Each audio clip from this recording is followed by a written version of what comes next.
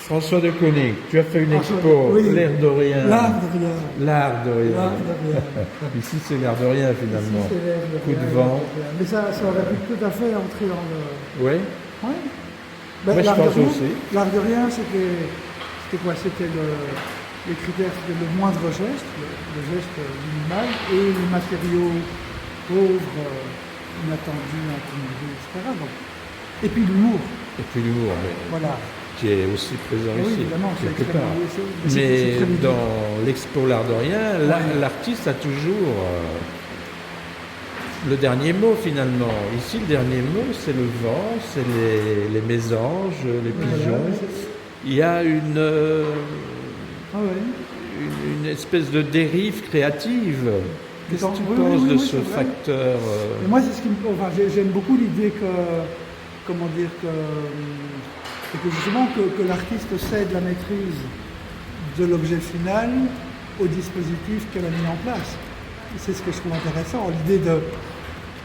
Et il y a comme ça, ce que je disais à Mirana, c'est qu'on a tout de suite le sentiment que ces objets sont animés presque d'une intention humaine, enfin de quelque chose qui ressemblerait à une intention humaine. La première fois que j'ai vu son film sur les pigeons, on y croit.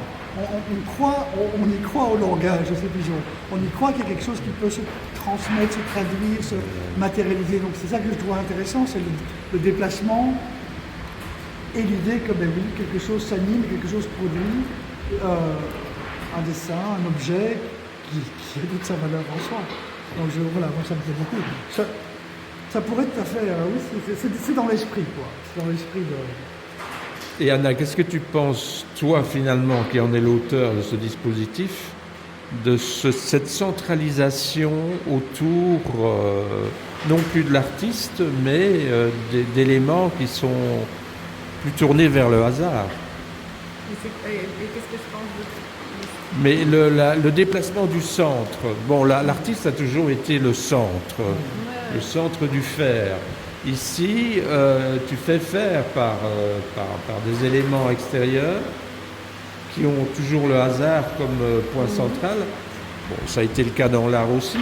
Mais toi, principalement, tu es toujours l'élément central ou tu te déplaces par rapport à cette vision égocentrique de l'art? Je laisse la place aux éléments extérieurs et c'est volontairement que je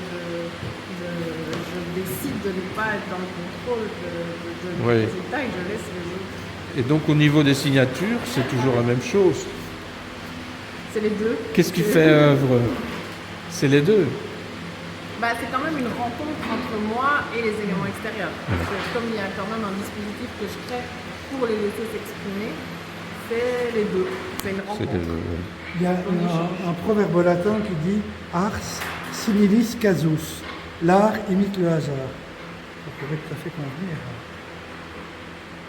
Mais c'est très bien de se décentrer un peu par rapport au moi de l'artiste, à l'ego de l'artiste, c'est moi qui l'ai fait, regardez-moi. Tu sais, moi je trouve qu'il y a deux types d'artistes. Il y a les artistes qui disent, qui ont leur pied et qui disent regardez-moi, regardez-moi. Et puis des artistes qui font un petit pas de côté et qui disent on va regarder ensemble. Je trouve que c'est ça, tu vois. On va regarder ensemble, quoi.